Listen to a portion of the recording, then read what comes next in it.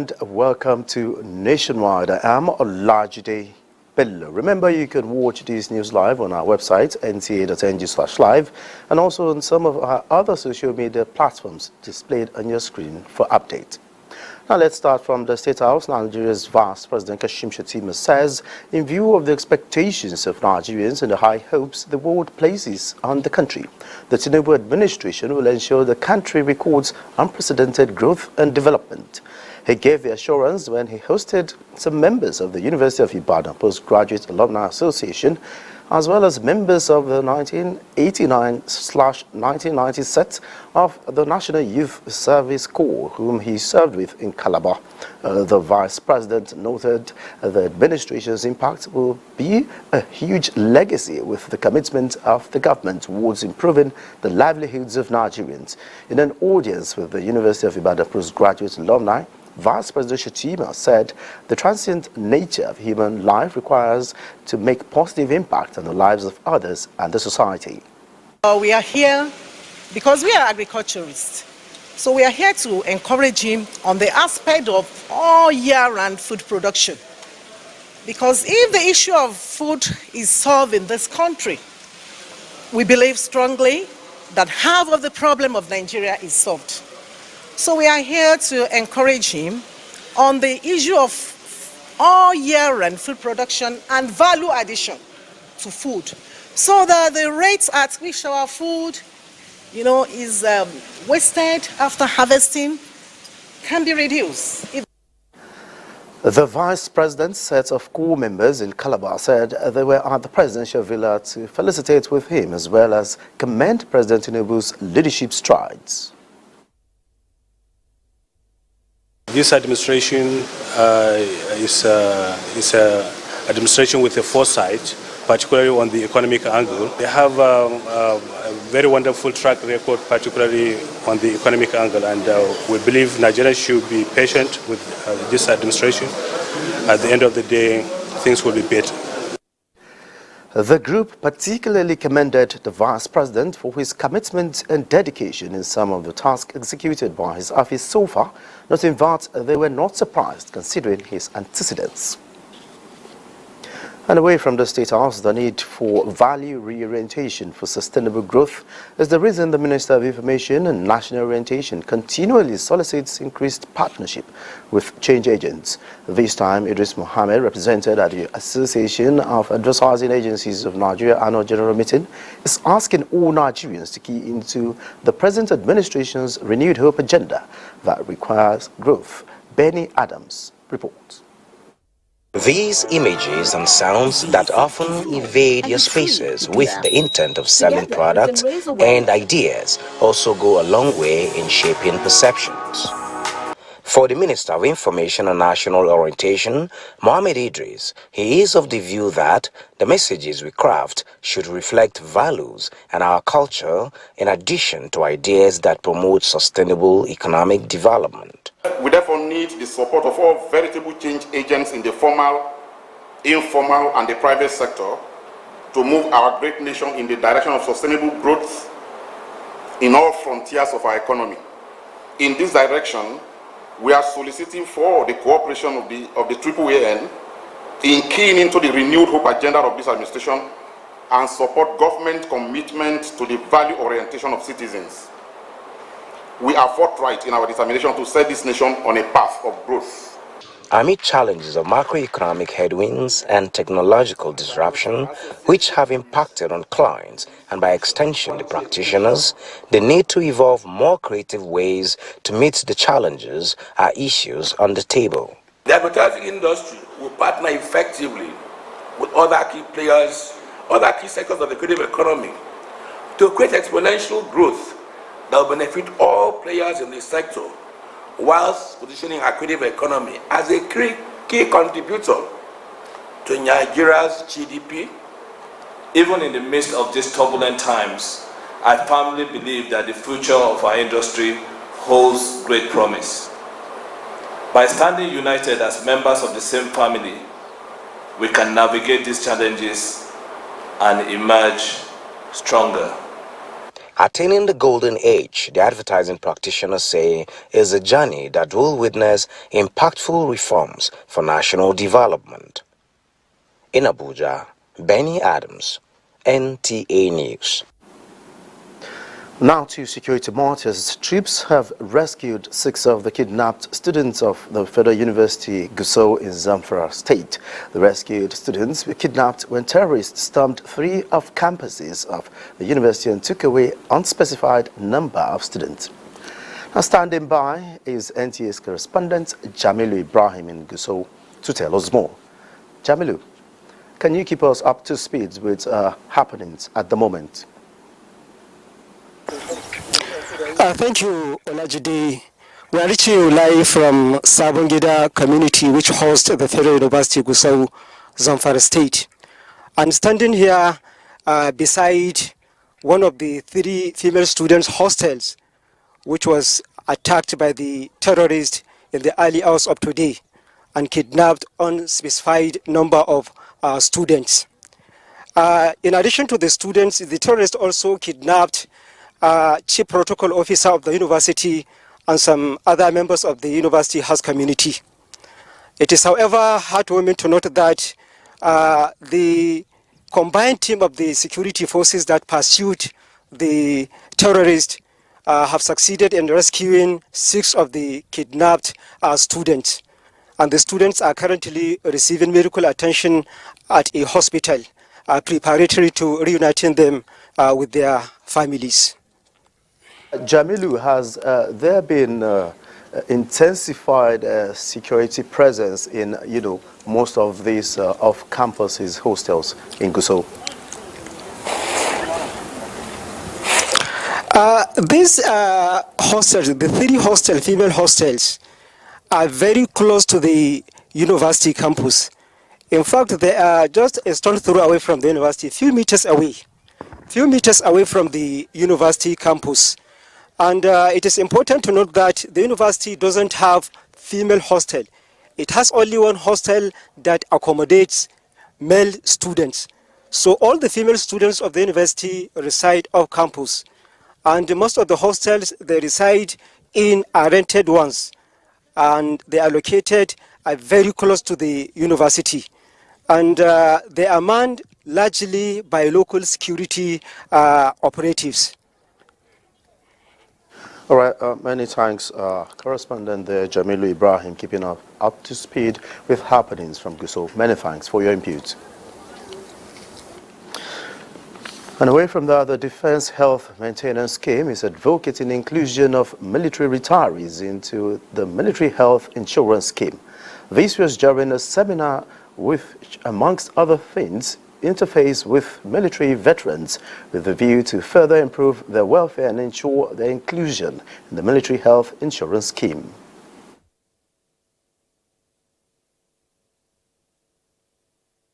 The military today is what is keeping the health system going in the country. And I'm proud this time around to say that yes, in the country today, the military has the best set of medical facilities. So it is your right, I say it is your right, and DHML have seen that it is your right to be catered for at this particular period of your life. When you are serving, your ID card gives you the authority to access health in any military hospitals in the country. Once you retire, you can't access health again without ID card until we register you as a retiree. We are making effort to let the authority know that there should be no exclusion list for the health of both serving and veterans. The interactive session also provided platform for retirees to be sensitized on key health issues, management and treatment options. The Defense and Police Officers' Wives Association, DEPOA, is soliciting the support of the Army in its quest to impact lives through skill acquisition and empowerment programs. President of the association, Ohoho Musa, who led a delegation to the Army headquarters in Abuja, says the association is also looking at other areas of providing educational facilities, charity and economic growth opportunities to the less privileged. We intend to commence the training of widows drawn from all the associations by the end of this month, which is one of the integral objectives of the association. We know that without your support, our activities, dreams and aspirations will not come to fulfillment. Therefore, I know we can rely on your cooperation and extensive insight as we are fully ready to keep contributing our part in nation building. The Chief of Army Staff notes that the POA's mandate fits into his philosophy of addressing security challenges through non-kinetic approach and promotes civil-military relations. The Army headquarters will continue to partner with the POA in order to extend the frontier of reaching out to our home front, which is clearly espoused in my command philosophy. The support of the home front is key, and so we look up to the POA to ensure that these lofty objectives of the Army headquarters are translated into key deliverables in our barracks and community. The POA was established to reach out to the most vulnerable in various barracks and host communities. It's time to join Adeola Komi Akere in Lagos for more reports on Nationwide. Hello, Adeola. It's over to you. Hello, Jide. COVID-19 remains a subject of concern due to its devastating effects on human lives and global economies. The virus is presenting new subvariants in some countries. This calls for the need to intensify efforts at mitigating it and other re-emerging infectious diseases to avoid another pandemic. Our correspondent who interacted with medical experts tells us more.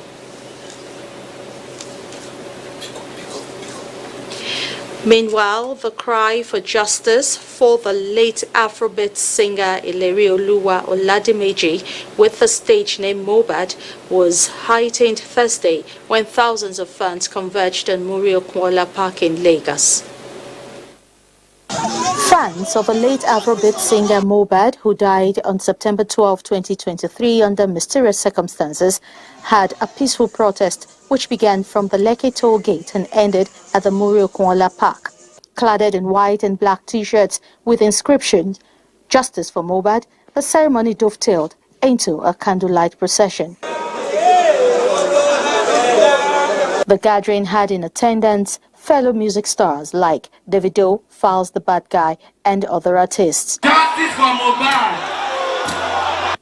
Some fans bared their minds on the death of their beloved music icon, whose songs spoke about his travail, but alas, many didn't really pay attention to the lyrics until his demise. Hopefully we are looking out for the government to serve justice, and I think the police are already working, so I think they should just put us through the process. We came to pay respect to our brother Mohbad.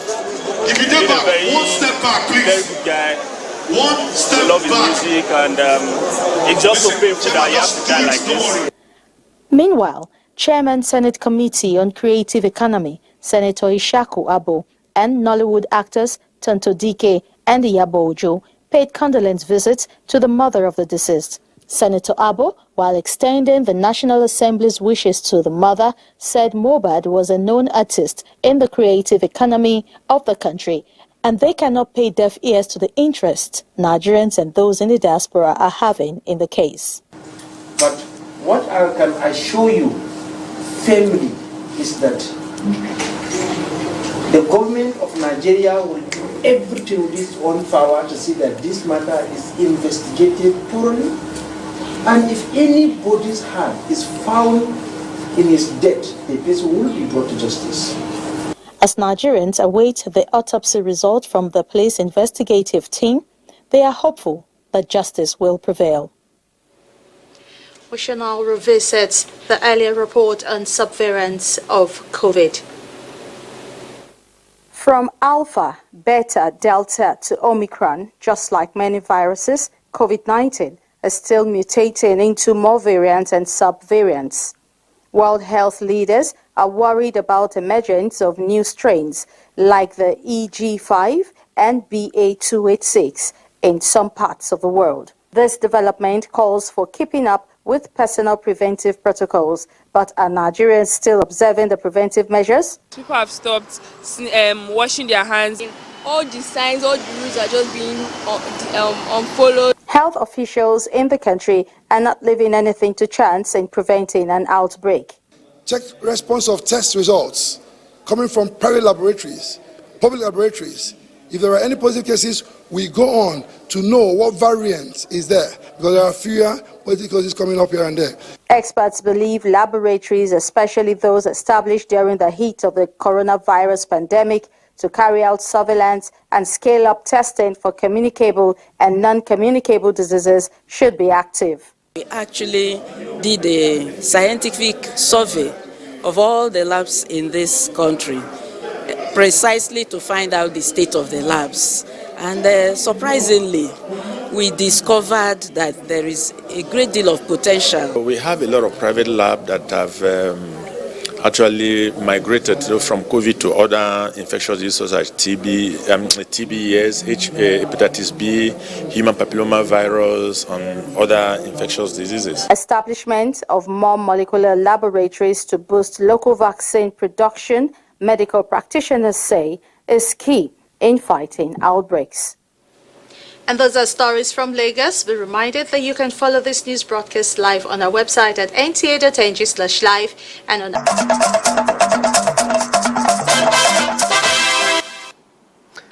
Thanks for being there. President Bola Tinubu joins Nigerians, the academia and the scientific community to congratulate Professor Hippolyte Madi for being awarded the 2023 edition of the Nigeria Prize for Science.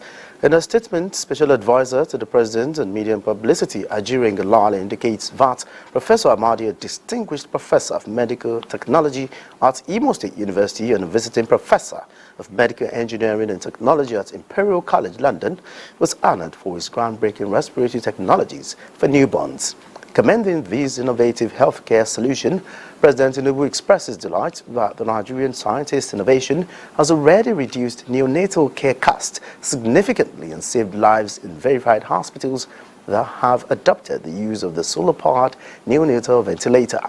The President extends his gratitude to Nigeria LNG Limited for awarding Professor Mahdi the $100,000 prize for pioneering the neonatal care innovation, emphasizing that this gesture aligns with the Nigerian government's commitment to collaborate with the private sector and academia to achieve more successes in critical sectors of Nigeria's economy, including healthcare, education, technology, and innovation. Now let's join Obehi in Benin for a continuation of Nationwide. Obehi. Olajide, very good to see you and welcome to Benin. No fewer than 1.5 million people have benefited from the ongoing free transport service put in place by the Edo State government to cushion the hardship as a result of fuel subsidy removal. The State Commissioner for Communication and Orientation, Chris Nekari, while updating journalists on the scheme, says more buses will be added to the existing ones. Good luck, Inaini reports. It is almost 1 month since the scheme took off, and residents have been taking advantage of the scheme both at the intra and intercity routes. This 200 I want to say for me.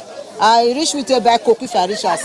I congratulate Obaseki for that, and I pray that he should extend it. Commissioner for Communication and Orientation, Chris Nekari, is happy with the citizens conducting themselves so far. We are looking into buying buses, the gas-powered buses. I'm sure you are aware of that. We are continuously increasing the fleet of our ECTS. Similarly, government is revalidating the register that contains names of the vulnerable in the society in order to administer palliative as a way of cushioning the effect of subsidy removal. We are still collecting data of the poorest of the poor from the 18 local governments. These are all deliberate reasons to make sure that those that are directly affected and most affected are those that receive the palliatives in terms of grains, in terms of rice, when it's time to have them distributed or shared amongst our people. Journalists were also updated the progress made on the Kora City new layout. The state government is in the process of engaging 100 qualified hands that will assist the team in building the project. In Benin, good luck in NTA News. Stakeholders have canvassed the use of mother tongue as the language of instruction in schools to prevent the extinction of local languages and dialects. This was at a one-day symposium on Edo language in Benin. Paul Omokago has that report.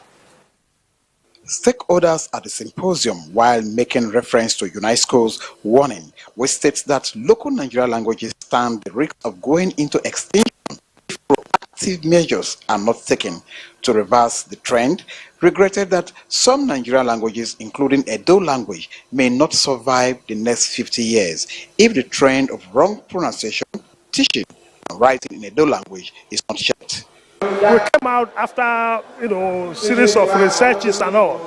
We came out with the appropriate way of writing the language so that it will be a uniform writing system for everybody. If we can get it right from the home and the family, every other thing will fall in place. Stakeholders, however, called for a new approach to address the critical issue of language extinction and promote interest in the use of indigenous languages both at home and schools.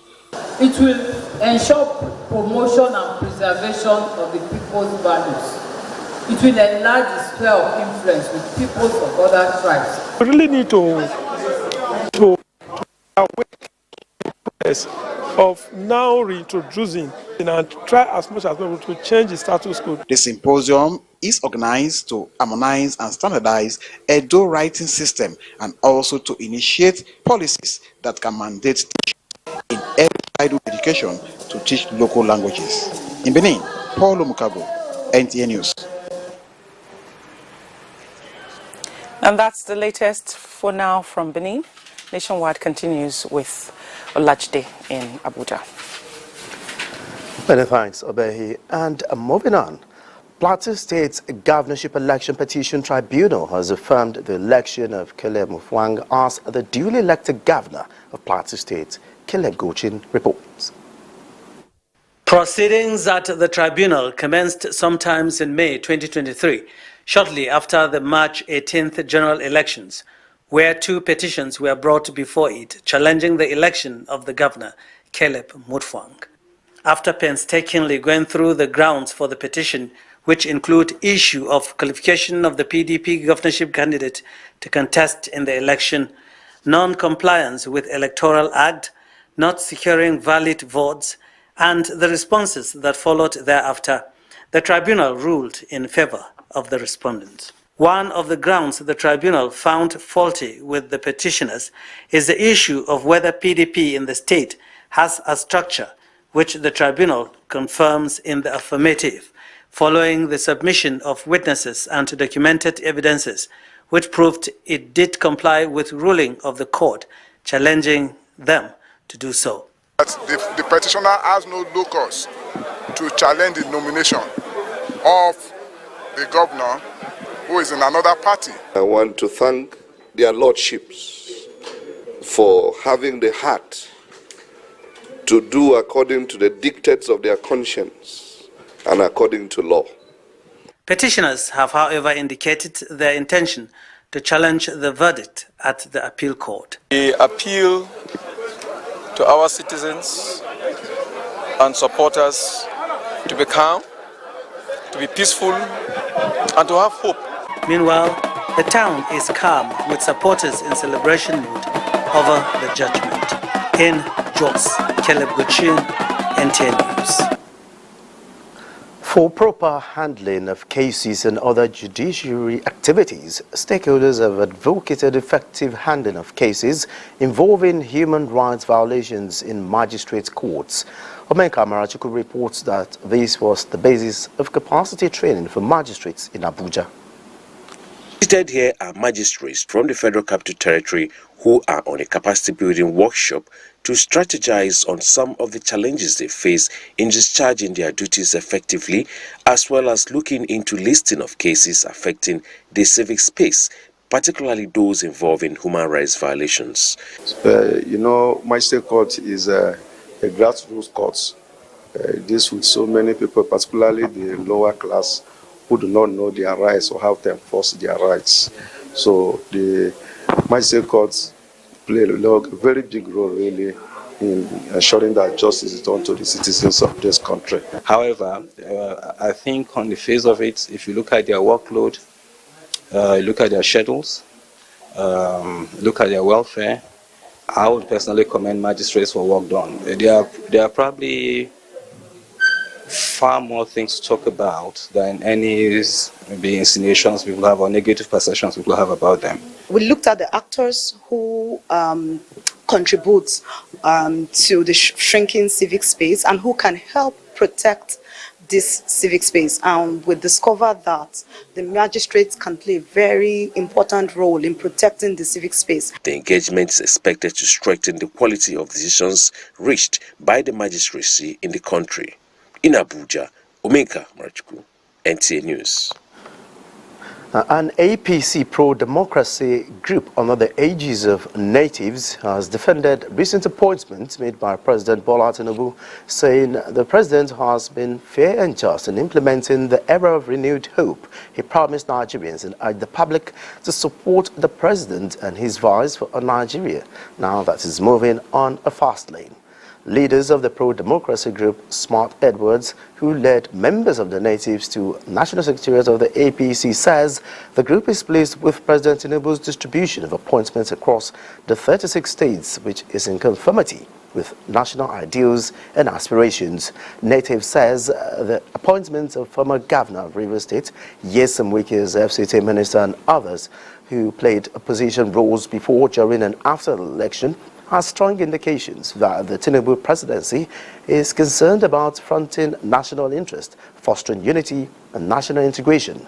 Natives appreciate the president on his maiden appearance at Anga and his commitment in deepening ties with the UN and NASDAQ for a safe, productive and prosperous Nigeria, which was evident in the achievement of 100 days in office, and dissuades the minds of those who aligned with the false propaganda of the president promoting urbanization agenda.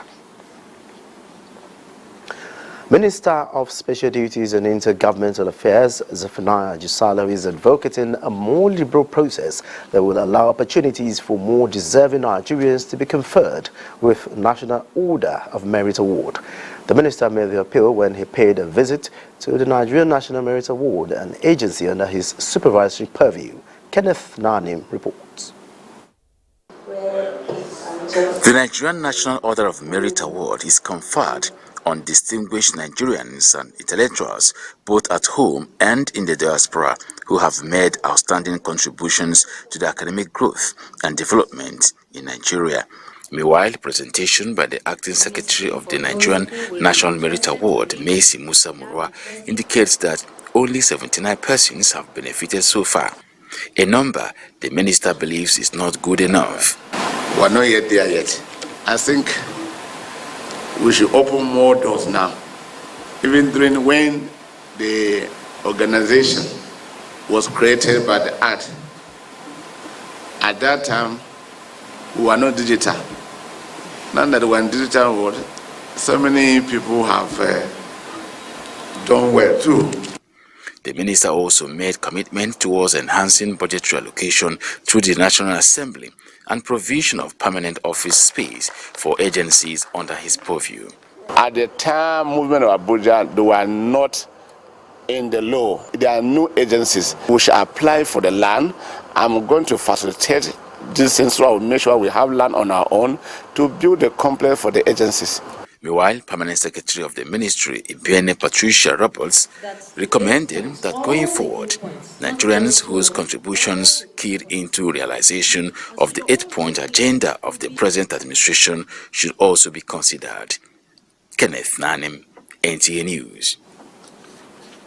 With a population of over 20 million inhabitants in Lagos State, is one of the fastest growing cities in the world.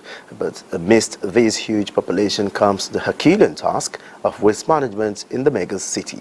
Joe Popola reports that stakeholders were acknowledging that indiscriminate dumping of refuse could trigger flooding, called for action against unfriendly environmental attitude. For a megacity like Lagos, waste management plays a pivotal role, not just in keeping the state clean, curtail outbreak of diseases, but also to mitigate the impact of incessant flooding that usually rears its ugly head during the rainy season. In spite of government efforts in managing waste through the Lagos State Waste Management Agency, LOMA, many have turned the water channels to their dump sites, thus constantly putting the state on the spotlight. Unfortunately, some of us, let me say, are still putting on or bringing dirt, either through the rainy season. When it's rain, they offload their dirt. So most of the time, some citizens drop waste on the road partition, and most of the time I don't find it there, over time, which means someone is actually taking it out, and I believe it's Loma. So there is a good part from Loma by, taking away this waste. But I mean, we as citizens, we are the ones that need to do better, Although the agency vested with the responsibility is constantly devising strategies using designated dump sites in Ojota and Igondo. Like how much can I make in a day, for instance, if It depends on what they bring. Some people might be, 20 kilo now. So 20 kilo by times 16 is 1-2. It is believed that with more initiatives of this nature, the narrative of waste management will focus more on sustainable environments. In Lagos, Joel Popola, NTA News. Now let's join Joel Popola in Lagos. Hello Joel, what is the latest trend on waste management in Lagos? Thank you, Olajide Bello. With its huge population, Lagos State generates millions of metric tons of waste on daily basis, which translates to 13,000 metric tons daily. Now, this dump site here in Igodo area of Lagos alone generates 700 metric tons of waste. The trucks here that you can see are over 100 that come in here on daily basis from this to this Igodo site. And this also translates to 700 metric tons of waste daily. No doubt waste is not waste until it is wasted. There is huge resources in effective waste management in view of the inherent economic gains inherent in it. To further lay credence to this is the head of landfill operations of the Lagos State Waste Management Authority, Mr. Olumude Mumuni. Mr. Mumuni, tell us what are the challenges and prospects of waste management, especially here in Igodo and the Lagos State in its entirety. Thank you very much. Lagos State is a cosmopolitan city, and with a population of over 20 million, and the state generates about 13,000 metric tons of waste on a daily basis, and that is huge.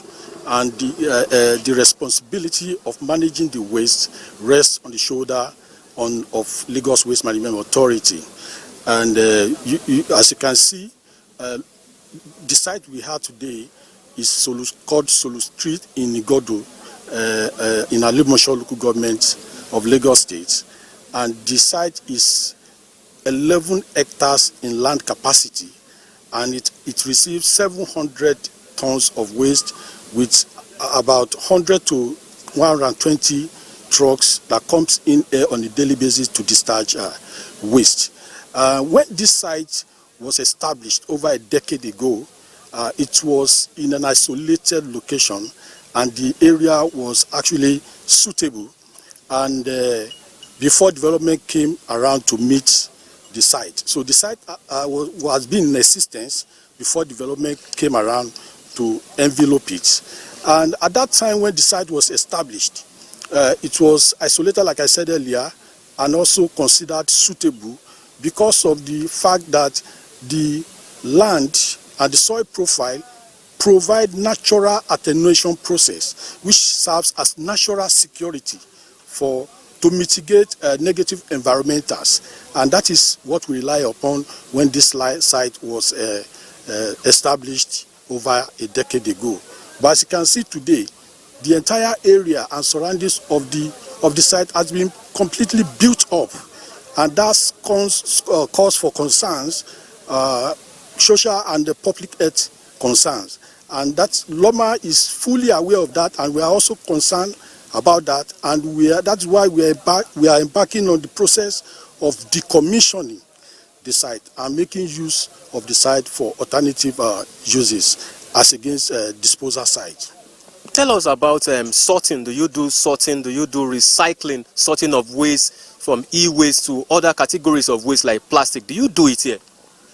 Of course, as you can see around here, you see sorting of waste. We have scavengers who embark on sorting, which we classify as destination sorting. This is not supposed to be done at disposal end in waste management. It's supposed to be done at generation point. And that is why Lagos Waste Management Authority has embarked on a campaign to encourage the residents of Lagos to actually sort their waste from source. Thank you very much, sir. Thank you. No doubt the business of waste management is everybody's business. Attitudinal change is needed, especially in the wake of the rainy season, to prevent flooding. Back to you, Olajide Bello in Abuja. Many thanks, Joel Popola, for your inputs from Lagos. Moving on, learning is a treasure that follows its owner everywhere, thus preparing children for a brighter future as leaders of tomorrow. Greenridge Academy in Abuja offers such great opportunities for learning and play for cognitive development. All of this played out when pupils and teachers of the school celebrated the academy's second-year anniversary, which coincided with the birthday of two pupils. Olayinka Ojo reports. Greenridge Academy was established on the 21st of September 2021 with 12 pupils and 15 teachers. Today, the academy, built on the core values of leadership, respect, discipline, independence, love, and empathy, has 41 pupils and 23 teachers. The academy's cherished values were exhibited by pupils of the school as they celebrated 2 years of existence with a strong commitment of making a difference in the world.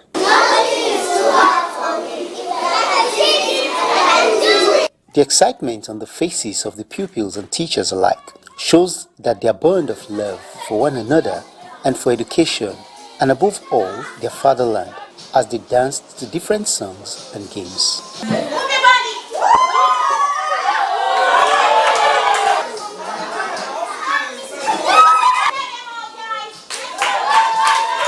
With inclusive education at the heart of the school, head of school Austin says Greenridge Academy prides itself as one of the best schools in Abuja. A place of peace, a place that nurtures talents. We have testimonials of children who came in not able to read and now they are reading. We give our education at its peak.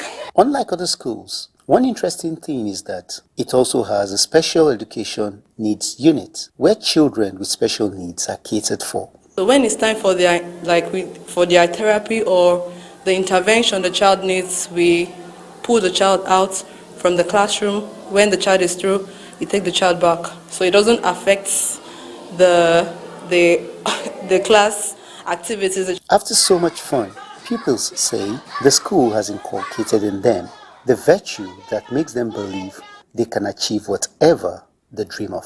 The teachers are friendly. I love the classes and my school is beautiful. The teachers teach me perfectly. Memories of the day, they say, will linger in their minds for years to come. Olayinka Ojo, NTA News. Let's now join Ladidi in Maiduguri Network Center for more reports on Nationwide. Ladidi. Welcome to Maiduguri. Thanks for joining us. As the world marks this year's International Day of Peace, Alamein Foundation for Peace and Development took part with a call on the public to collectively contribute their quota towards fostering peace in the state and the nation in general. Jeffrey Joseph reports. September 21st was set aside by United Nations Assembly to commemorate the International Day of Peace. To this end, the Alamein Foundation for Peace and Development deemed it imperative to preach peace, considered one of its mandates of peace building. Executive Director, Alamein Foundation for Peace and Development, Hamsatu Alamein, while stressing the importance of peace, appreciated the state's government, security agencies and religious leaders for their immense contributions to ensuring that peace gets to its roots in Borno and urged all to maintain and sustain it. We should collectively unite, understand what the real issues that are bothering us are as Nigerians, not as members of separate family, so that collectively and inclusively we can seek solutions to the problems that are bothering the nations. Stakeholders put forth words of encouragement to building peace, describing it as the only pathway for societal development. In Maiduguri, Japari Joseph, NTA News. In Borno State, support organizations and good-spirited individuals are queuing after the federal and state government to roll out palliatives to people in need. Mohammed Gone reports that such assistance comes in different forms and are wrapped in dignity. Long before the current trends of palliatives distribution arising from removal of subsidy on petroleum motor spirit, Borno State government has been in the business reaching out to its citizens and non-indigents alike affected by insurgency hostilities. This drive in luxury and dignity, and at about 70% discounted cost, is another phase of palliative initiative by the government for which the benefiting citizens are happy. The essence of the buses is to convey people to various destinations at a subsidized rate. This is the latest in the story of palliative in the state. Fuel being dispensed here is at 200 naira discount, hence 430 naira per litre as against 630 naira. A philanthropic Borno citizen, Ibrahim Jibrin Mohammed, sponsored the subsidy both here and at other design points to further alleviate the sufferings of the beneficiaries and enhance their businesses. Government alone cannot do everything.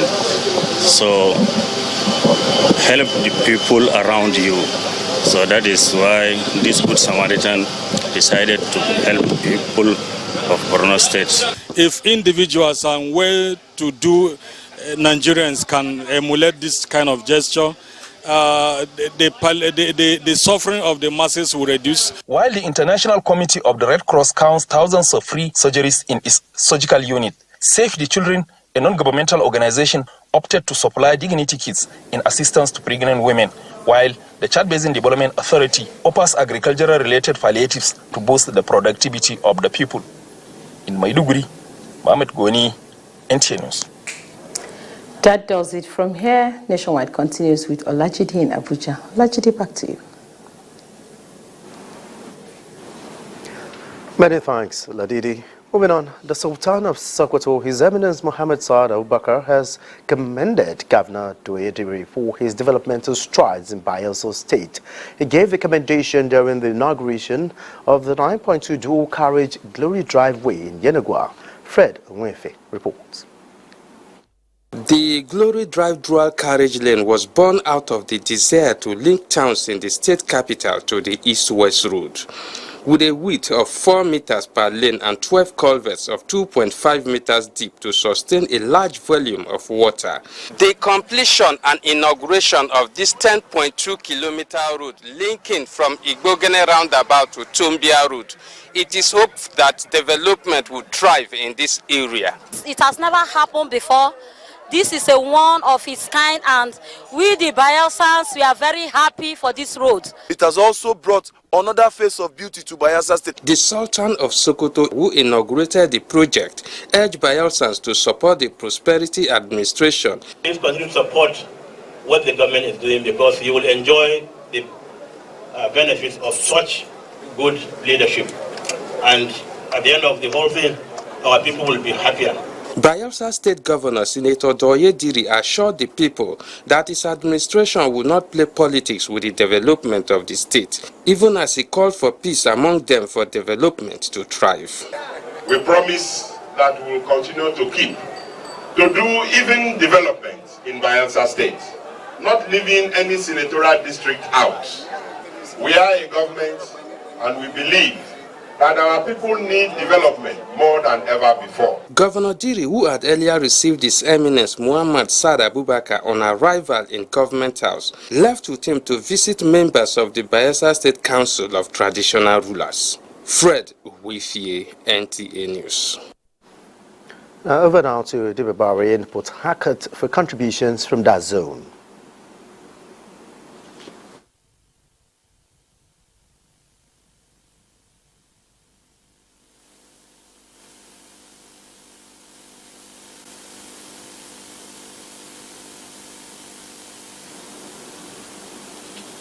We do apologize for the loss of audio from our Port Harcourt Network Center. Meanwhile, we'll continue from here in Abuja.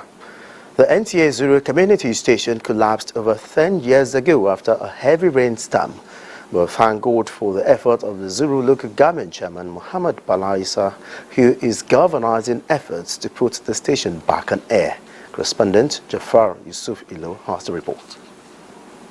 NTA Zuru substation was established over 20 years ago with the sole aim of bringing quality television service to the people of Kebbi South. Unfortunately, the joy of television station in Zuru Emirate was short-lived, following the heavy windstorm that destroyed major equipment including the mast. This sad event has since left the station off air. But thank God, the present administration in Zuru local government area of Kebbi State has come to the rescue with the renovation of the station to ensure it comes back on air. Make sure that the NTA Zuru is working because of it is important to our people.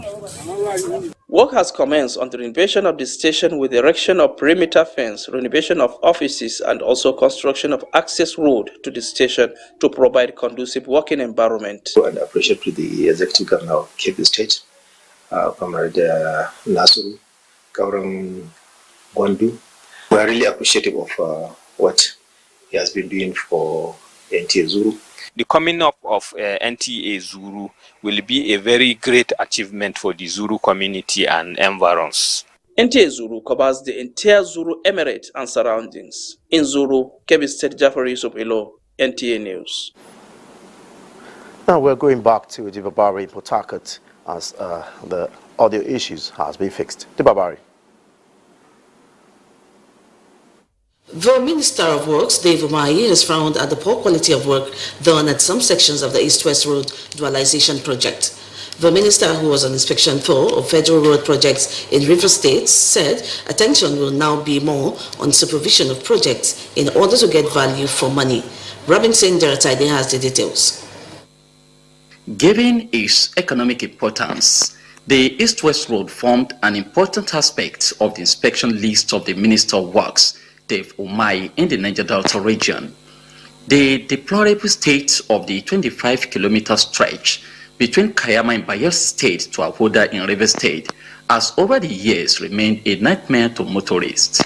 Dissatisfied with what he saw on ground, Umahi dismisses the insinuation that heavy-duty trucks are responsible for the failure of the road, attributing it to poor handling of the project.